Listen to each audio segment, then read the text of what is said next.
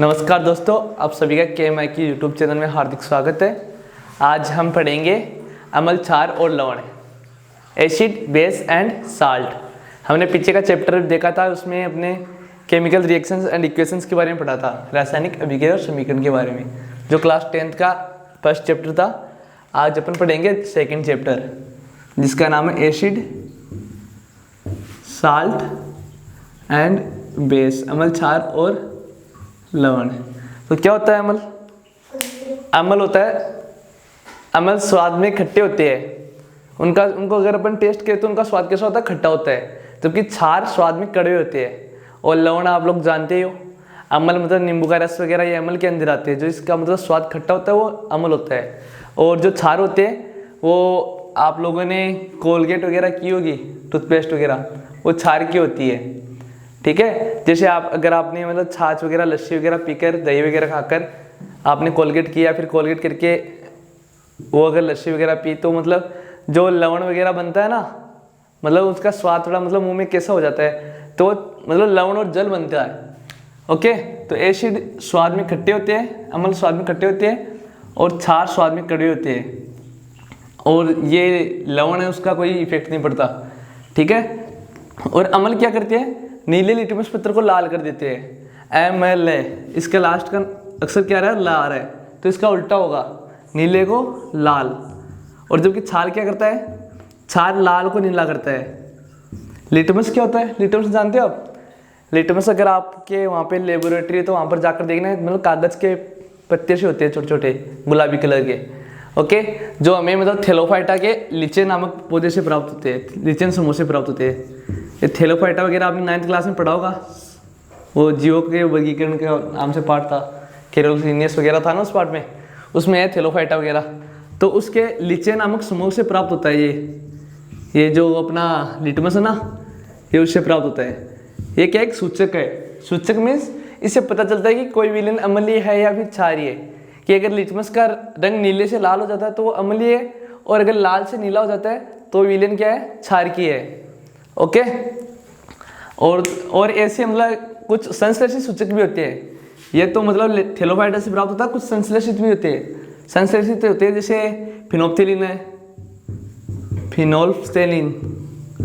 एक क्वेश्चन पूछा गया है 2020 में पूछा गया था, 1 नंबर के क्वेश्चन के 2 संश्लेषित सूचकों के नाम लिखे। तो एक तो फिनोप्थिलीन है और एक मेथिल ऑरेंज है। ये नाम आप याद रखना, फिनोप्थिलीन और मेथिल ऑरेंज। आप सर्च करके देख लेना गूगल पे, एक क्वेश्चन पूछा गया है 2 संश्लेषित सूचक के बारे में।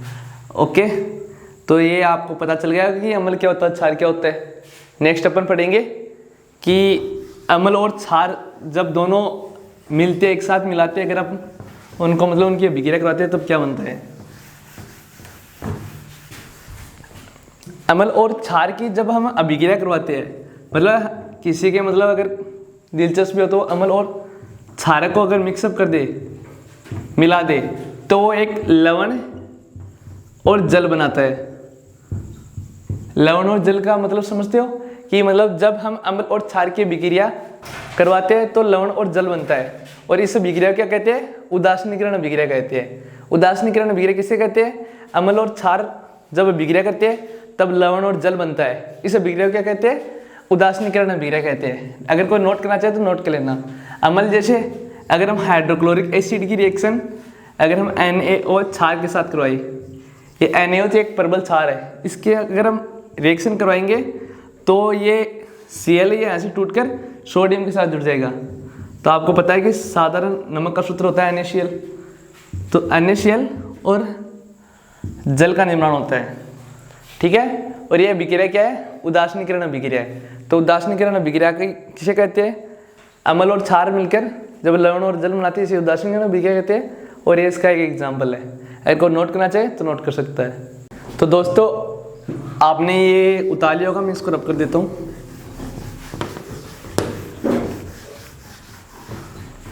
नेक्स्ट आता है इसमें गंधीय सूचक नाम का एक शब्द दे रखा है, गंधीय सूचक। गंधीय सूचक क्या होते हैं?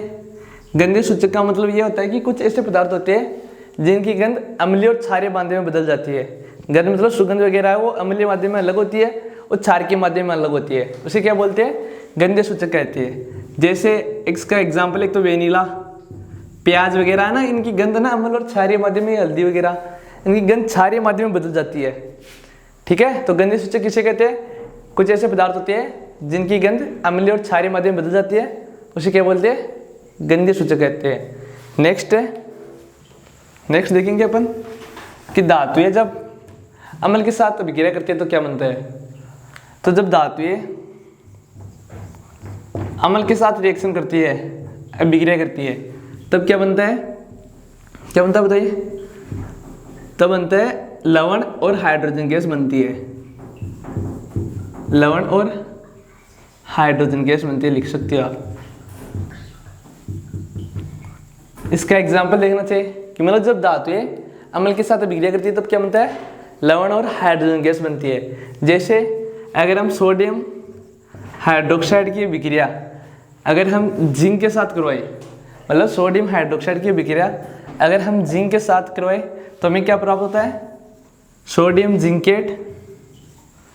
क्या प्राप्त होता है? सोडियम जिंकेट और हाइड्रोजन गैस प्राप्त होती है। इसका एक परीक्षण भी किताब में दे रखा है, उसको आप देख सकते हो कि क्रियाकलाप वगैरह में दे रखा है। ऐसे क्वेश्चन भी आते हैं, उनका चित्र वगैरह जो भी दे रखा है कि एक बर्तन लीजिए, उसमें जिंक डालिए, फिर उसमें तनु हाइड्रोक्लोरिक एसिड डालिए, फिर ये NaOH डालिए, तो फिर उसमें दानेदार जिंक वगैरह डाला जाता है उसके अंदर। तो उसके अंदर ये बनता है सोडियम जिंकेट का सूत्र है Na2ZnO2, ये सोडियम जिंकेट का सूत्र है और ये हाइड्रोजन गैस मुक्त होती है। ओके, तो जब धातु अम्ल के साथ अभिक्रिया करती है तब क्या बनता है? लवण और हाइड्रोजन गैस बनती है। ओके, ये बोर्ड एग्जाम में पूछा गया 2021 का क्वेश्चन है, RBSE बोर्ड में पूछा गया। आप देखना चाहिए तो देख सकते हो गूगल पे सर्च करके। ओके, नेक्स्ट अपन देखेंगे कि जब धातु कार्बोनेट अम्ल के साथ अभिक्रिया करती है या फिर धातु हाइड्रोजन कार्बोनेट अम्ल के साथ अभिक्रिया करती है तब क्या बनता है? ओके, तो ये सभी आपको पता होनी चाहिए। क्या जब धातु किससे अभिक्रिया करती है तब क्या बनता है? उदासीनीकरण अभिक्रिया कब होती है? हाइड्रोजन गैस कब मुक्त होती है? हाइड्रोजन गैस का परीक्षण कैसे होता है? हाइड्रोजन गैस का परीक्षण का भी क्वेश्चन पूछा गया है। अभी जो 2023 में जो एग्जाम थी ना, हाफ ईयरली एग्जाम में पूछा गया था।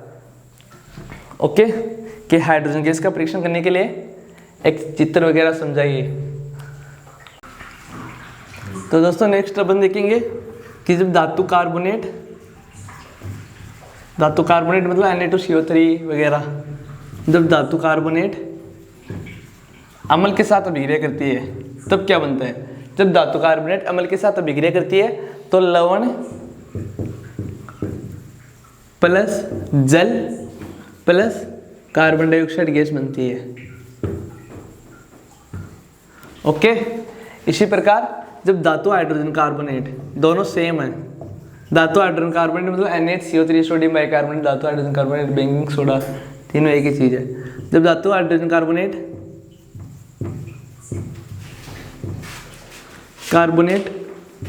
के अभिक्रिया अगर हम अम्ल के साथ करवाते हैं तब क्या बनता है? तब बताइए? तब बनता है लवण प्लस जल प्लस कार्बन डाइऑक्साइड गैस बनती है। समझ गए? यहाँ पे एरो का निशान है, समझ गए? जैसे अपन एग्जाम्पल देखना चाहिए, एग्जाम्पल जरूर याद रखना। आप एग्जाम्पल याद रखोगे तो एग्जामिनर देखेगा कि यार बंदे में दम है। अगर आप रटाए निकल जाओगे कि धातु कार्बोनेट की अभिक्रिया अगर हम अम्ल के साथ करवाते हैं तब क्या प्राप्त होता है? लवण जल और हाइड्रोजन गैस प्राप्त होती है। यार आपको एग्जाम्पल याद ही नहीं है तो आधा अधूरा ज्ञान नहीं रखना अपने को जो भी सीखना है पूरा सॉलिड सीखना है। जैसे अगर हम इसकी Na2CO3, ये क्या है? सोडियम कार्बोनेट है, मतलब धातु कार्बोनेट है। अगर हम इसकी अभिक्रिया हाइड्रोक्लोरिक एसिड से करवाते हैं तो ये Na है, ये Cl के साथ जुड़ जाएगा। ओके, तो मतलब लवण बनेगा। ये थोड़ा बहुत आपको सेंस पता होना चाहिए। जिस बंदे की 9th क्लास ठीक है वो आराम से फॉर्मूले वगैरह बना सकता है, और जिसकी ठीक नहीं है वो भी हमसे पढ़ सकता है। हम जल्द ही 9th क्लास का बेस लेकर आएंगे। तो जब NaCl जल और कार्बन डाइऑक्साइड गैस बनती है। इसी प्रकार जब हम धातु हाइड्रोजन कार्बोनेट की अभिक्रिया हाइड्रोक्लोरिक अम्ल से करवाते हैं तो तब भी क्या बनता है? लवण बना दिया, जल बना दिया और कार्बन डाइऑक्साइड गैस बनती है। तो आप इस समीकरण को संतुलित करना चाहे तो तो संतुलित भी कर सकती है। और जिसको ये संतुलित नहीं करना आता वो हमारी जो पिछली क्लास है उसको देखकर संतुलित करना सीख सकता है। संतुलित करने का भी प्रश्न आ सकता है, आपकी किताब में दे रखा है, अभ्यास में प्रश्न दे रखा है, वैसे प्रश्न दे रखा है और समझा रखा है। तो हमने भी वही काम किया है, कुछ भी छोड़ना नहीं है आपको, हर एक चीज़ इंपॉर्टेंट है इंटेलिजेंट बंदे के लिए। जिसको 95 क्रॉस करना है या फिर साइंस में 100/100 लाना है तो उसको तो हर चीज़ समझ में आनी चाहिए। उसके लिए कोई सिलेक्टेड टॉपिक नहीं है कि इसको पढ़ देना पास हो जाएगा, 90 बन जाएगी, 85 बन जाएगी। उसको हर चीज़ आना जरूरी है। अगर ये नहीं है तो आगे दिक्कत हो जाएगी 11वीं 12वीं में या फिर कॉलेज वगैरह में। तो इसको नोट कर लो आप। तो नोट कर लिया होगा आपने। नेक्स्ट अपन देखते हैं, कुछ भी छोड़ना नहीं है हमें, चैनल से जुड़े रहे आप बस। आपका जो भी टारगेट है अपन पूरा करा देंगे, डोंट वरी। इंग्लिश, फिजिक्स, जो भी है आपकी साइंस, मैथ वगैरह। और अपने दोस्तों को भी जोड़े, KMIQ के नाम बताइए, देखिए इसमें क्या क्या डाला हुआ है। अभी स्टार्ट किया, अभी सब कुछ डाला जाएगा, 11th 12th 9th 10th, और जो आर्मी वगैरह की तैयारी करता है, डिफेंस वगैरह, हर चीज़ डाली जाएगी। जस्ट वेट, आप बस जुड़े रहिए। इसी प्रकार आपने वो देखा होगा कि आपके घरों में वो पुट्टी वगैरह करते हैं, कली वगैरह, सफ़ेदी वगैरह, तो उसके बारे में मैंने पिछली क्लास में बताया था। कुछ सब बता रहा हूँ, देखना आप। कि जब कैल्शियम हाइड्रोक्साइड, इसे बोलते हैं चूना पत्थर, ओके, ये चूने का सूत्र है, और ये CaO बिना बुझा हुआ चूना का सूत्र है। तो ये पता होना चाहिए आपको। अगर आपको बेसिक ही पता नहीं है, आपकी नींव ही ठीक नहीं है, तो मतलब जो भी बिल्डिंग आप बना रहे हो वो मतलब थोड़े दिनों में डिमोलिश हो जाएगी। तो जब कैल्शियम हाइड्रोक्साइड की विक्रिया अगर हम हाइड्रोक्लोरिक एसिड से करवाते हैं, अगर हम कैल्शियम हाइड्रोक्साइड की विक्रिया कार्बन डाइऑक्साइड गैस से करवाते हैं तो हमें क्या बनता है? Calcium carbonate. और क्या बनता है? जल बनता है। समझ गए? ये कैल्शियम कार्बोनेट है, इसका सूत्र मैंने बताया था कि किसका सूत्र है, पीछे की क्लास में मैंने बताया था कि ये संगमरमर का सूत्र है। तभी तो घरों में मतलब सफ़ेदी करने के कुछ दिनों पश्चात उनमें मतलब संगमरमर की तरह वो दिखाई देने लगता है, अगर आपने नोट किया हो तो इसी प्रकार, क्योंकि वो 2-3 दिन बाद में जो कार्बन डाइऑक्साइड गैस है उसे रिएक्शन कर लेता है। हमने पीछे के चैप्टर में सब पढ़ा था। अगर आपने वो चैप्टर नहीं देखा है तो हमारी प्लेलिस्ट में जाकर आप देख सकते हो। और जब ये कैल्शियम कार्बोनेट है ना, ये जो बना है वायु के संपर्क में आने से, तो इसकी विक्रिया अगर हम अधिक मात्रा में कार्बन डाइऑक्साइड गैस है और जल से करवाते हैं, अधिक मात्रा में, अधिक मात्रा का मतलब क्या है कि मतलब अधिक मात्रा मतलब क्या है कि अधिक मात्रा कार्बन डाइऑक्साइड और जल मतलब वर्षा वगैरह हो जाए तो क्या बनता है? CaH CO3 का होल ट्वाइस बनता है। समझ गए? ये चूना पत्थर खड़िया का सूत्र है। ओके, तो आप नोट कर सकते हो इसको। और आप या मत पढ़ो, अपने दोस्तों को जोड़े, अपने बच्चों को जोड़ने की कोशिश करें, अपने भाइयों को जोड़े, अपने छोटे भाइयों को बताए अगर आप उनको सक्सेस देखना चाहते हैं तो। क्योंकि ये प्लेटफॉर्म किसी को मतलब धोखा नहीं देने वाला। धोखा देने वाला मतलब लोग अपने काम निकाल कर लोगों को पागल बना देते हैं, तो यहाँ पे ऐसा कुछ नहीं है। नेक्स्ट अपन देखेंगे कि एक इस किताब में क्वेश्चन है कि पित्तल एवं तांबे के बर्तनों में हमें खट्टे पदार्थ क्यों नहीं रखना चाहिए। आपके मम्मी पापा आपको बताते होंगे, उनको साइंस तो पता नहीं है, लेकिन वो आपको जरूर बताते होंगे कि मतलब इसके अंदर जो नींबू का पानी है वो मत डालिए, इसमें मत बनाइए, रसना वगैरह जो भी आप पीते हो घर पे, शिकंजी वगैरह जो भी आपकी लैंग्वेज में नींबू के रस के बोलते हो, तो उसको मतलब डालने से या उसमें बनाने से आपके घर वाले मना करते होंगे आपको। ऐसा क्यों होता है?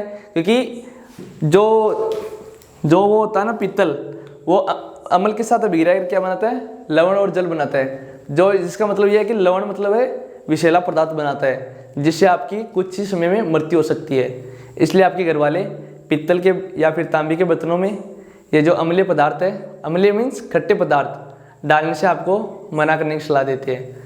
ओके, तो आप समझ जाएंगे। पहला प्रश्न आप देख लेना। नेक्स्ट प्रश्न है कि धातु के साथ अगर हम अम्ल की अभिक्रिया कराते हैं तो कौन सी गैस निकलती है? मैंने अभी आपको बताया था कि जब धातु अम्ल के साथ अभिक्रिया करती है तो लवण और हाइड्रोजन गैस बनती है। अगर आपने नहीं देखा हो तो पीछे दोबारा बैक करिए और उसको जरूर देखिए। नेक्स्ट है उदाहरण वगैरह मैंने आपको दे दिया, इसमें उदाहरण भी पूछ रखा है प्रश्न में, तो उदाहरण भी मैंने दे दिया है। हाँ, वहाँ पे आप उदाहरण देख सकते हो। नेक्स्ट टॉपिक है कि क्या अम्लीय विलयन विद्युत धारा का चालन करता है या नहीं करता, तो ये हम पढ़ेंगे अभी। आपको एक बीकर लेना है, बीकर मीन्स एक बर्तन लेना है। ये भी एक क्वेश्चन पूछा गया है, ये मतलब जो कोरोना के जस्ट अगला बैच था उसमें पूछा गया है प्रश्न कि क्या अम्ल का जलीय विलयन विद्युत का चालन करता है, इसका एक चित्र बनाकर बताइए। 1 नंबर का क्वेश्चन था, तो अपन देखेंगे कि कैसे काम करता है। आपको एक बीकर लेना है और उसके अंदर क्या लेना है, एक कॉर्क लेनी है। कॉर्क जानते हो आप, कॉर्क लेनी है और फिर उसमें 2 धातु के तार या फिर एनोड कैथोड लगा सकते हो आप।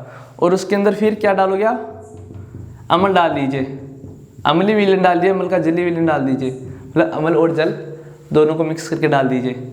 और फिर ये जो आपने जो तार वगैरह लिए इसको आप एक परिपथ से जोड़ दीजिए। ये बैटरी का साइन है जो हम फिजिक्स में पढ़ेंगे, इसको जोड़ दीजिए और एक बल्ब लगा दीजिए। और ये बल्ब का साइन है जो हम आगे की क्लास में फिजिक्स के चैप्टर में पढ़ेंगे।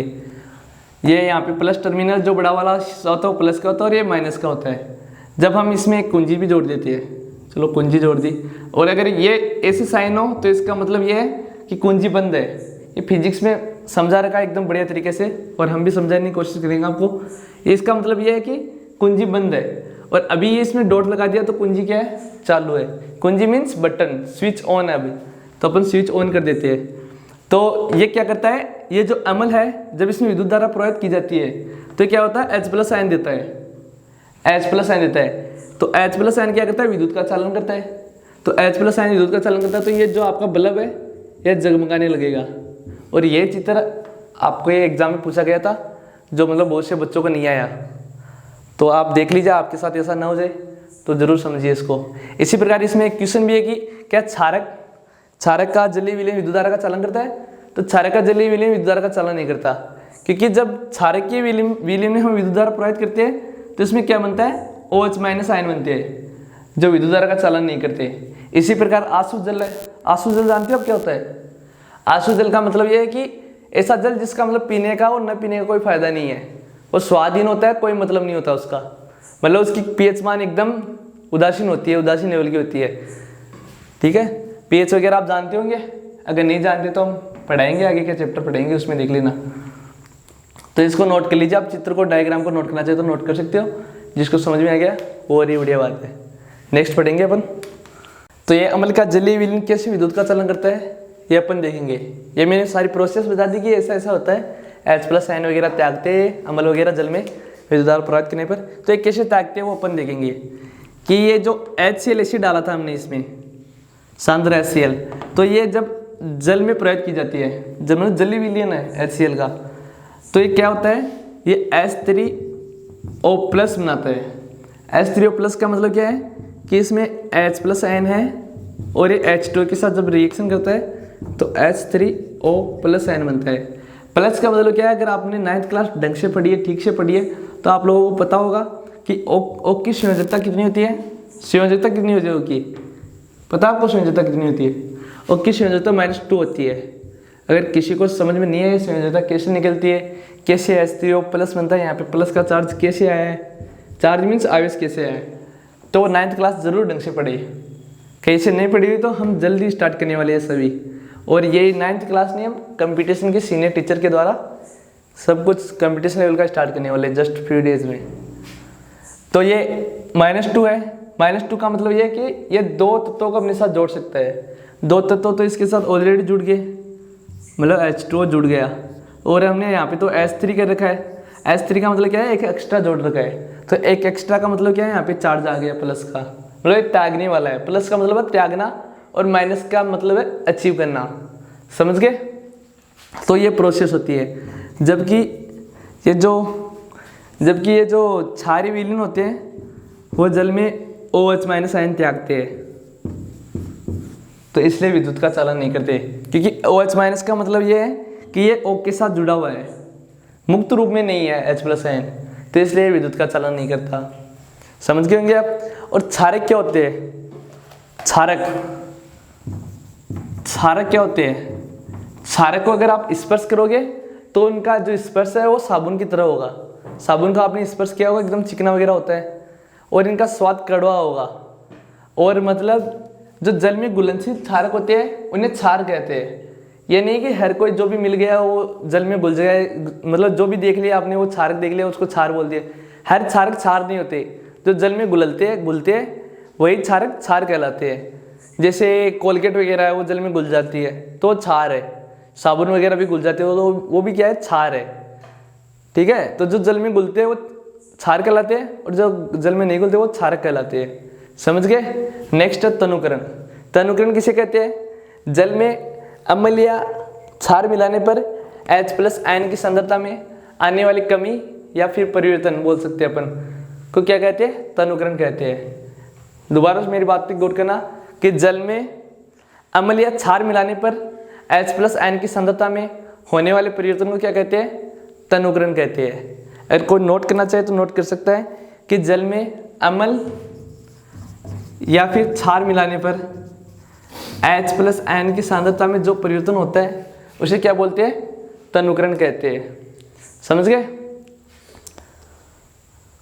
नेक्स्ट है, एक क्वेश्चन दे रखा है किताब में कि अम्ल को जल में मिलाना चाहिए न कि जल को अम्ल में। ऐसा क्यों होता है? अगर आप अम्ल में, ये अम्ल से भरा कोई पात्र है, अगर आप इसमें क्या मिलाओगे? जल मिलाओगे तो ये क्या होगा? ये विक्रिया होती है वो अत्यधिक उष्माक्षेपी होती है। उष्माक्षेपी का मतलब ये है कि इसमें अत्यधिक मात्रा में क्या निकलती है? उष्मा बाहर निकलती है। उष्मा बाहर मतलब जैसे आपने वो सफेदी करने के लिए चूना पत्थर वगैरह में पानी डाला होगा तो उसमें उष्मा निकलती है। इसी प्रकार अम्ल के साथ भी होता है। तो जब अम्ल में अपन जल डालते हैं तो उसमें अत्यधिक मात्रा में उष्मा निकलती है। जो जिस पात्र में आपने अम्ल ले रखा है वो काफ़ी गर्म हो जाता है। गर्म होकर मतलब उसके जो टूटने फूटने का डर भी रहता है। तो इसलिए अपन अम्ल को जल में नहीं डालते, अम्ल में जल नहीं डालते, जबकि हम क्या करते हैं? जल में अम्ल डालते हैं। ये जल है, ये अम्ल है और यहाँ पे अपन जल डाल रहे हैं, तो ये गलत प्रोसेस है। ये सही है कि इसमें क्या डालते हैं? अम्ल डालते हैं। और ये नहीं कि डाल दिया, अम्ल को अगर हम जल में डालते हैं तो उसको हिलाते हुए डालते हैं ताकि उसमें अत्यधिक मात्रा में उष्मा वगैरह ना निकले और जो प्रयोग कर रहा है, एक्सपेरिमेंट कर रहा है, उसको कोई क्षति ना पहुंचे। तो इसलिए अगर आप अम्ल का जो भी एक्सपेरिमेंट करना चाहे तो किसी बड़े बुजुर्ग की देख रेख में करें। समझ गए। ये मतलब जानलेवा हो सकता है, जानलेवा तो नहीं है लेकिन आपके जो स्किन वगैरह है उस पर कुछ दाग वगैरह लग सकते हैं क्योंकि अम्ल अत्यधिक मात्रा में उष्मा बाहर निकालता है। समझ गए होंगे आप ये जो मैंने पढ़ा है, इसको नोट कर लेना, इसका वो एक बार जरूर लर्न करना। पीएच स्केल क्या होता है? पीएच स्केल एक स्केल होता है। पीएच का मतलब ये होता है पावर, शक्ति। ये मतलब किसी विलेन की शक्ति का पता लगाता है कि कौन सा विलेन कितना अधिक शक्तिशाली, कितना प्रबल अम्ल है या फिर दुर्बल अम्ल है, या प्रबल क्षार है या फिर दुर्बल क्षार है। तो इसका पता कौन लगाता है? पीएच स्केल लगाता है। ठीक है, तो पीएच वगैरह हम नेक्स्ट क्लास में पढ़ेंगे। अगर आपको ये क्लास अच्छी लगी हुई हो तो अपने दोस्तों के साथ ज़रूर शेयर करें, उनको बताएं कि KMIQ नाम से भी कोई चैनल है, कोई नया प्लेटफॉर्म है, वहाँ पे एकदम बेहतरीन क्वालिटी की एजुकेशन दी जाती है। सिर्फ 11th 12th नहीं, 9th 10th नहीं, हम हर लेवल की तैयारी करवाएंगे।